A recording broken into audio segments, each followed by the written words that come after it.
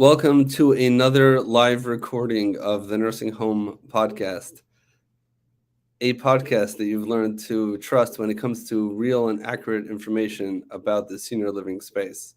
In today's episode, I have the privilege of bringing on a fellow podcaster, Jennifer Fink, host of the Feeding Memories podcast.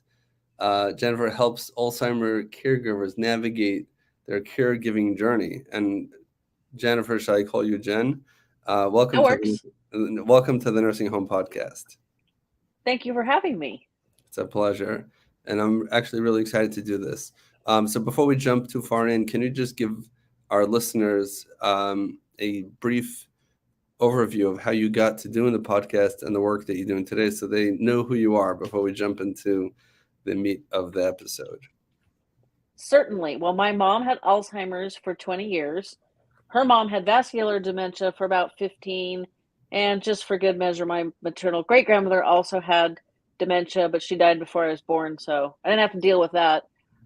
After my dad passed away in March of 2017, I realized I had way less clue on how to engage with my mom, give her pleasure and joy and the most quality of life possible.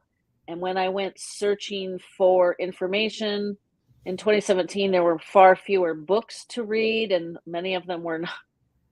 I like to read, but some of these were tough. And I would try the techniques suggested, the advice given, and if you can get a grade worse than F, we would have. And this is back in the old days when one actually drove a car to a gym instead of walking out to your garage or your spare room. And I had decided, I should look for a podcast on caregiving. And at the time, there was one. And for better or worse, it wasn't my cup of tea. It didn't quite hit what I was looking for.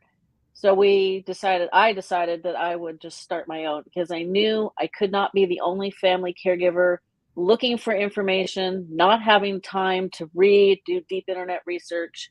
I needed something I could listen to or watch, preferably listen to, get the information I need, get inspired from other caregivers, and do the best caregiving job I could for my mom. And so 6 years later, here I still am. My mom's been gone for a little over 3 years, and I'm still learning best caregiving practices. I'm learning things I really wish I'd known 6, 8, 10 years ago. So I'm really grateful to all my guests to share their journeys, their wisdoms, whatever they're passionate about, because they're really sharing great information. Amazing.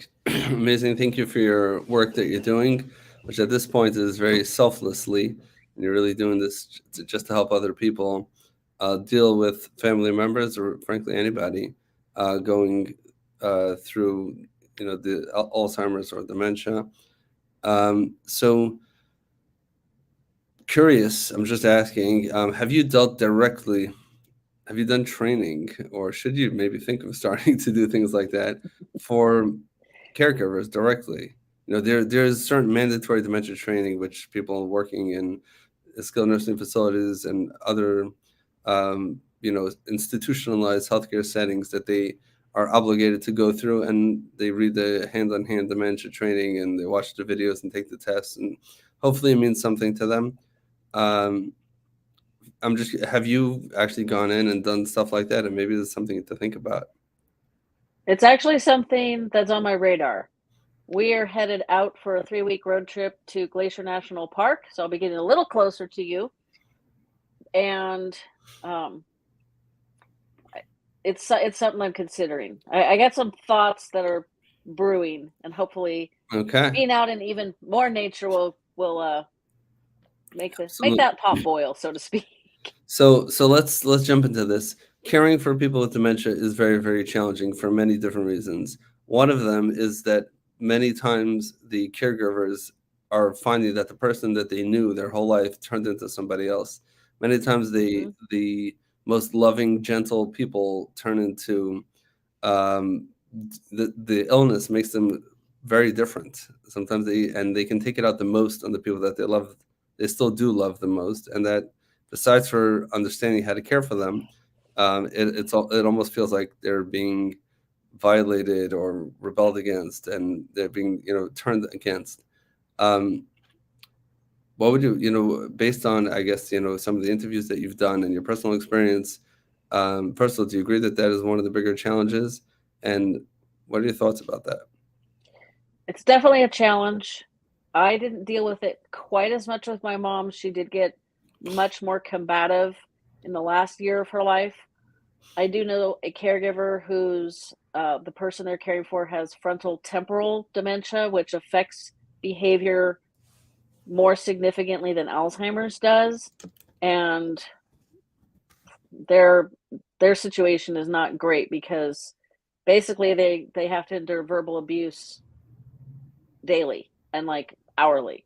Mm-hmm. So the biggest challenge is trying to figure out what's triggering them. This is especially for people with Alzheimer's or other dementias. She's tried everything with her person and they're not having a lot of luck.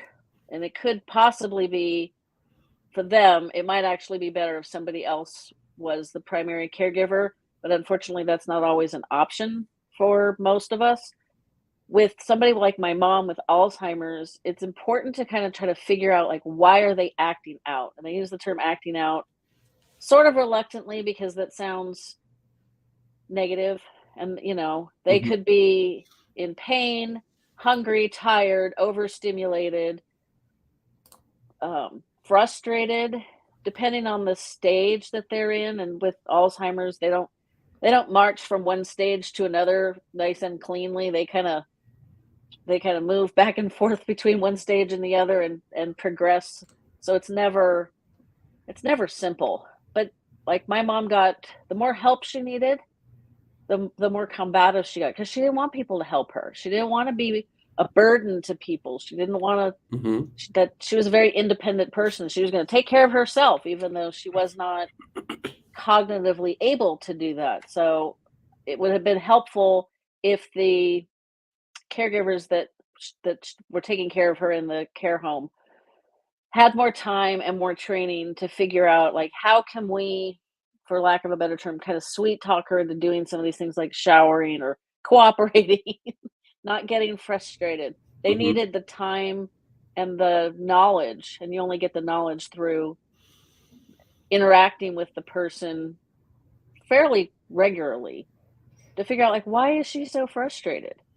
And that can be a question you ask every single day, and it may be a different answer every few days. She might Mm-hmm. be frustrated for one reason today, and it might be something else tomorrow. So they're not acting out and being unpleasant generally because that's not their choice to do that. I mean, most of us don't act unpleasant because we've just decided I'm just going to be a jerk today. At least Right. I haven't Right. come across that feeling. So it kind of helps, take a step back and it's like, with your spouse, a significant other, or maybe, close colleague, you might be like, "Hey, I see you're kind of like really struggling today. What's going on? Can I help you with something?" So if we can ask that of a friend or relative, we should be able to kind of figure out what's bothering the person we're caring for. Right. I mean, the challenge with someone who suffering with dementia is that they may not know themselves what's going on, and they just are generally frustrated.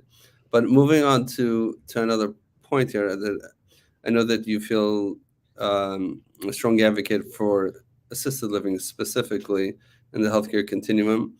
Um, tell me one. Who do you think is a good fit for assisted livings? And personally, I want those people to come to a nursing home next.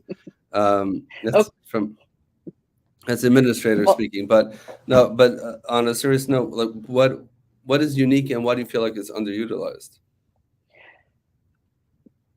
most of us, and then I'm mostly speaking to about Americans, but I'm assuming this applies in other Western democracy type companies, countries. We strongly feel that, the ideal American dream is that single family home, the picket fence, golden retrievers in the yard, at least that's at my house, and we want to live in our homes until we die. And for the most part, that's not necessarily a bad thought or choice. But as we age, and my paternal grandmother lived to 103, so that's my goal. We don't We don't stop to ask, is living in this home adding to my quality of life? For example, you're 85 years old. Do you really want to have to deal with either housekeepers or somebody helping you clean your home, somebody maintaining the yard, maintaining the physical structure of the home? Most homes, my husband is a real estate broker. And if I could convince him, which I have, that this is the way we need to start thinking. So us Gen Xers we need to start transitioning our end of life thoughts and options. It, do you really want to have to cook and clean and do like all of that stuff when you're 85? I mean, no. I love to cook. We're like I said, we're headed out to a 3-week road trip. I just made a whole bunch of baked goods to take with us because that's my passion. And it's exhausting.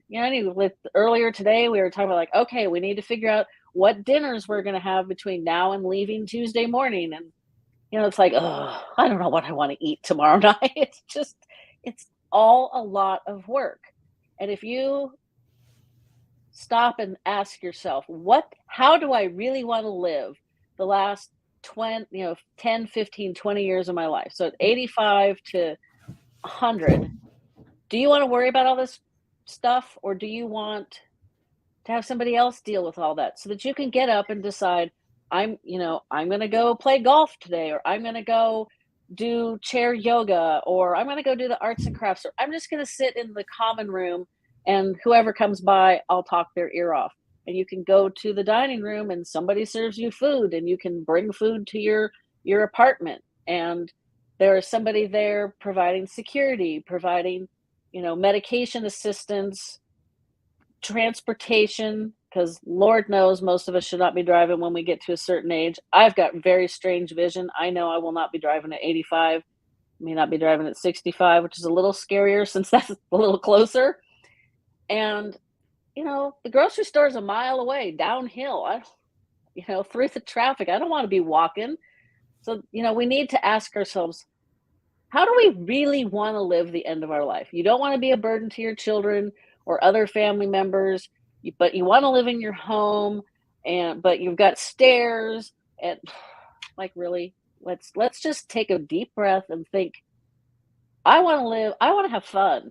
Like, I did not spend all my life working just to have to do all this chores and nonsense when I'm 85, 90, 100 years old. Got it. So I think the biggest point here that you kind of touched on is that most people don't plan for this stage of life. And the reason why, not financially, not emotionally, spiritually, or anything truly, because we don't want to face our own mortality. Do you know that originally life insurance was called death insurance? No, but it kind of makes sense. That is what it is. It's not. It's insurance. Upon death, payment will be made to beneficiary. That's the definition of what it is. From a marketing standpoint, it did not do very well because people don't want to think about death insurance. People want to think about life. They just call it life insurance, and now all of a sudden, this is a product. We don't have to directly focus on our own mortality, the fact that we're going to die for many reasons. So people don't plan. You may have someone who's 87 years old, independent, relatively healthy, driving around, and they expect, just like we expect at whatever age we might be right now, that that should continue. We know it's not indefinitely, but we like to feel like it is indefinite. So when someone who clearly should not be doing engaged in certain activities is already there, they're also thinking that way. So what? And as a result, many times they're not going to make any plans. So even if someone may say that for me, my ideal life is living in my own home, and maybe for me, I do want those chores and living with my spouse or alone or with my children or whatever it is. Maybe that is what I want. Maybe I do want to move in with a family member, or maybe I want to be homeless on the street. I don't know. Whatever it is that you choose, but it should be a choice. I can tell you from the nursing home side, the overwhelming majority of people who move to a nursing home are people who did not make any plan. Crisis occurred. Mom fell, broke her hip, or God forbid worse, ended up in the hospital in an emergency situation, and now in a matter of days, sometimes hours or minutes, the family member or sometimes the senior themselves have to make a life choice of where should the next living setting be. Can they go home in a healthy way with services? Everyone likes to say yes. Many times they do, and many times they don't. They end up in a whole new environment that they never thought of. But imagine if instead of that, take the same scenario, and this person who's maybe now 85 and fell, it would have been, since they were 65, they planned, how do I want to live out the rest of my years? And maybe they planned on assisted living. Maybe they planned on some other independent living setup, or maybe they do want to live in a nursing home for them, or maybe institutionalized living is not for them at all. But it was with a plan. It changes it completely.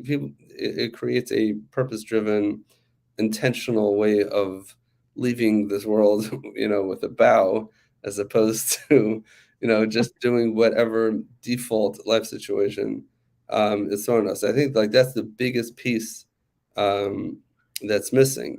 I will tell you one other point also is that the marketing material for assisted living, you may not agree, and that would be great if you don't, so we can have a good conversation.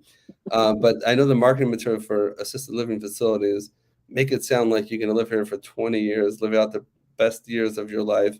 You're going to be in the movie theater with your loved one. You're going to shop. It's going to be an indoor mall. Walk down the block.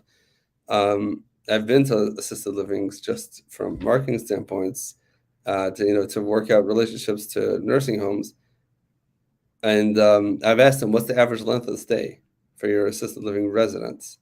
There are some exceptions, but the average length of stay, I was shocked. Yeah, it was 18 months to 2 years. Mm, I was like, wow. okay, that's not what we hear when we when we look at advertisements and things like that.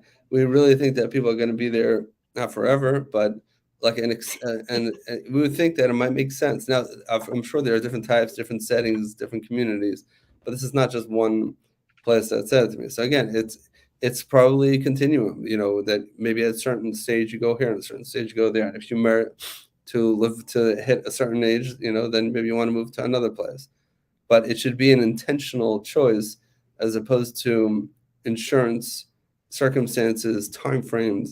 That those things should not be the things that are determining how we live out these years. What does that make sense? It does, and I think to your point, you said, somebody suffers an emergency and now they're having to make a choice. Making decisions under panic, emergency, stress, this is not a good time to be making this monumental a choice. And, I'm sure you can agree with me, we humans are not really great at big change, even when it's something we want to do. Like, I lived in the same county for 55 years. We moved up, we're an hour south of Lake Tahoe, about a little more than a year and a half ago. And there's been a lot of changes since we moved. And trust me, there are days I'm like, this was not the right choice. And then there's days it's like, so glad we made this choice. So we're not really wired to make big changes. And if you have to do it under stress, that's not healthy. I First off, I think we need more options for aging um, homesteads. You know, Isolation and lack of socialization is a huge health risk for older adults. It's a risk for all of us, but it's especially a risk for older adults.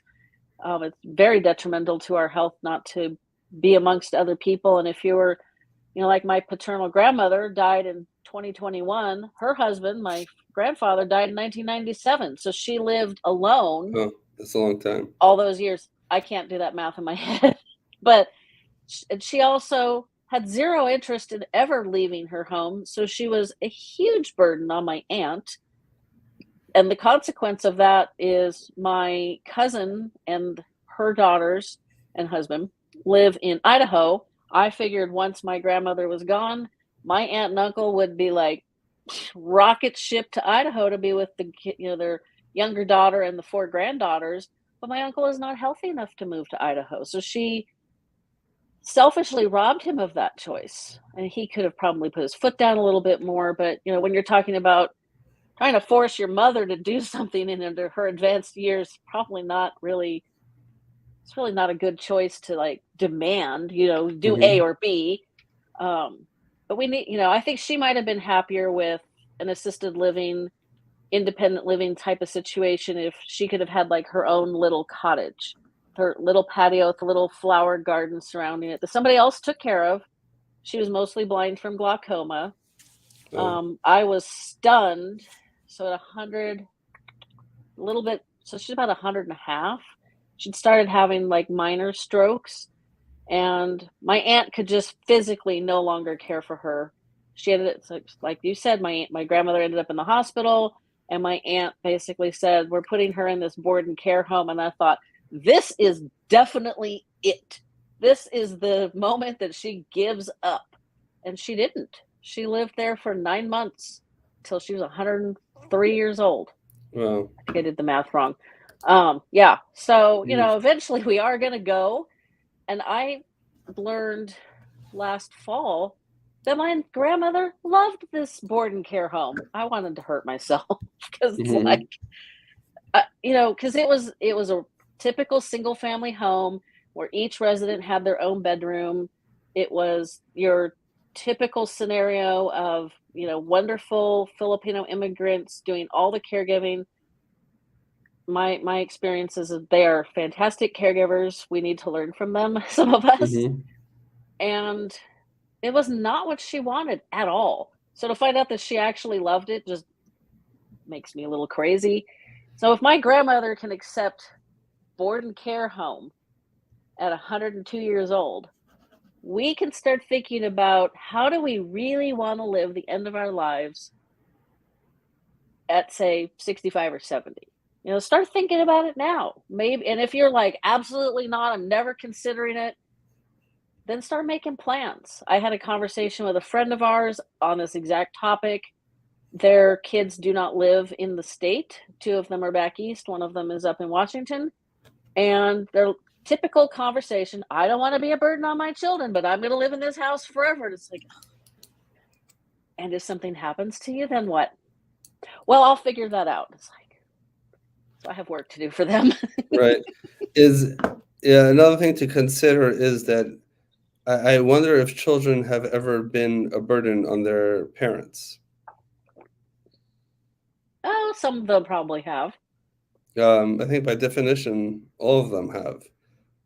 Maybe parents chose that burden, but parents, by definition, that's what they do. They care for their children. They pay for them. They're up at night for them. They do a lot of things for them. It doesn't mean that people should want to become a burden, but some children may look at it as a privilege and an opportunity, and not as a burden. I mean, it really depends on the relationship between the parents and the children. But I've seen my parents care for their parents, and they every moment that they can and that they were able to, give back to some tiny extent, some of the stuff that they received, their whole viewpoint was very different. But the bottom line is there can be, there's a million different ways of deciding, how someone wants to live it out. But I think the common theme over here is that how much nicer it would be if it's a decision and not crisis management, and Exactly. and and make those needs known and have a healthcare proxy in place so that someone can actually make sure that those choices, which is going to always be very specific. Everyone's going to have their own idea of what they want to do, and that's okay. Everyone can make their own decisions, but here's what I want. Let everybody know that that's what I want. And then they can do it, and it's definitely true. Assisted living definitely has a very important place, and similar to hospice, um, many hospice companies are, I hate to say it straight out, but scams, because they're billing Medicare for services that they're barely providing. But some hospice companies are fantastic and they provide a great service. However, most people, I hear this from the hospice companies all the time, they sign on to hospice way too late because Hmm. hospice has a death insurance problem that people think if you go into hospice, you're dying. Hospice doesn't make people die, and there are many things a person can continue doing while on hospice, and at a moment's notice they could choose to go off of hospice. What they do offer is they offer a good hospice company will offer great end of life support, and they, and whatever it is, maybe it's additional aids, it's additional treatments, therapies, equipment, whatever it is. But like so many times, by the time somebody goes on to hospice, it's almost too late for it to be a beneficial treatment. And the reason is because if we knew that we were going to die on this date, guaranteed, we're going to die on this date, whatever it is, 20, whatever, this is the date. And you had to work backwards from there. Imagine what the end of our life would look like. Like, okay, hospice 6 months, not bad. I don't want to suffer the last 6 months. At this point, yeah, I think I'll leave my house now, and now's the time to go to independent community, maybe a CCRC type of thing, and go to an independent, maybe to assisted living, maybe to a nursing home, maybe move in with a child, maybe go move to another country for a year or two, whatever it is. If we knew we were planning backwards, right, it would be very clear to us exactly how we want to do end of life. The only reason why we don't do that is because we might be 94 and a half years old, and the doctor said all the warning signs are there, but I'm going to live to 150 because that's what I'm going to do. And then boom, the next day the person falls down, and in a nursing home, they're in the middle bed, for those that still have that, and they end up in a crisis, in a situation that they didn't have to be in. As opposed to, had that been planned out, they would have already had some assistance. The fall wouldn't have happened. If the fall would eventually happen and the person wasn't able to express what they would want, they already would have documented in place. Everyone knew where to find it, what his or her wishes were, and then they would be able to follow up on that and actually continue the plan. But because we don't know it, we're just kind of like oblivious usually. And same reason why people don't write wills and people don't write advance directives. And I'm not better than thou at all. And nobody likes to do this because it's just uncomfortable, like we said in the beginning, to face our own mortality. But if it was clear when it was, I think everyone would agree that we would make some sort of plan and work it backwards. We did our estate plan in 2020. So we were like 54 and 56, almost. And I thought, oh my gosh, we're just so bad. We're so late. And the attorney said, no, most people don't do it even this early. And I was just flabbergasted. And so I try to tell people, it is really not that big a deal. Yes, there's some tough questions. You think about them, you answer them to the best of your ability at this point in time. The hardest question he asked me, we only have one daughter and a son-in-law, and she's got a autoimmune disease. Shouldn't shorten her life, but she's already got one issue. And he said, well, what happens with your estate if you go first? Are we going to give it to the son-in-law? And at first, my lizard brain starts going, well, he came from a very financially strapped family. Most of them wouldn't know what to do with an extra $10 if you gave it to him. And I start like over analyzing everything.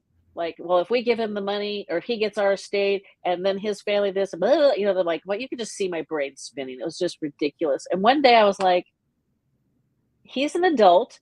I will be dead. It will not matter. So I told him, if she goes first and you get our estate, which is the way it's set up, and you do something stupid, I will come back and haunt you. End of discussion. End of discussion. Like, I'll be dead. Will I care? I don't know. Maybe. I've never had that experience, so I can't tell you for sure.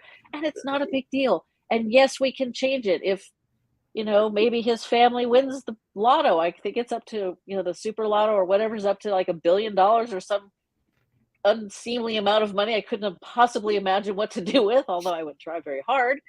I don't, I can make changes. It's not cast in stone. It's not a commandment. It's just a guide. And on the flip side of the coin, you were talking about if we had an end date, if we knew we were going to die on X date of X year, we could plan backwards. I learned recently from a guest who actually married her husband after his diagnosis of Parkinson's. Still blows my mind. Well, after living with somebody with Alzheimer's for 20 years, there's probably no way in heck I'd do that, but more power to her. But what they did is they sat down and they expressed their fears and their hopes. He said, this is how I want to be cared for. when things get more challenging. And she said, these are the things that are important to me. So they planned his caregiving together. We don't do that. I mean, that's a lesson everybody needs to take. Because right now, 50% of people who care for a loved one pass away before their loved one does. And if you're over 65, that figure goes up to 70%. Wow. That's a very ugly number. Yeah, it is. Wow. And our healthcare system, our society is not set up, and hopefully this will change because the baby boomers are going to force this change because there's so many of them and they're all aging every day. But we're not set up for an older population that needs help, that needs to get groceries, but wants to live is capable of living in their home, but grocery shopping is not easy, or they need to get to the doctor. I mean, there's like everything needs to be made easier for all of us to age well. Wow. One of my other soapboxes. This is definitely true, and a big part of the reason why society is not made for people who are aging and becoming more dependent is the same thing as a society as a whole. It's the other people that are aged. It's not us. Not us and them. And sometimes even as a caregiver, sometimes you feel like it's us and a them. And then you find a nurse or an aide that used to work in a certain nursing home. They come back as a resident, and like we're all human. No one's going to be here forever. And this is becoming a little bit morbid, but this is true. If anyone didn't know this, I'm sorry for bursting your bubble. But that's just kind of how it works. And therefore, it would definitely change the way we plan our end of life care and other people's end of life care, and not just care. It's just living setting. Just what do we want to do? And let's try to plan that out in a way that makes sense. Jen, it's been amazing having you on the podcast. Before we let you go, any final thoughts you would want to share about, the role of assisted living, or even maybe one of the lessons you've learned about dealing with dementia, personally, and people you've worked with? Well, when my mom was in memory care, it became real obvious to me very quickly that there were a lot of family members that were very demanding, very challenging to work with. Not the residents, the family of the residents. And it made me very aware that I was the captain of my mom's care team. I was in charge, and they were there to help, and we all had to work together. And, we need to do that throughout our lives.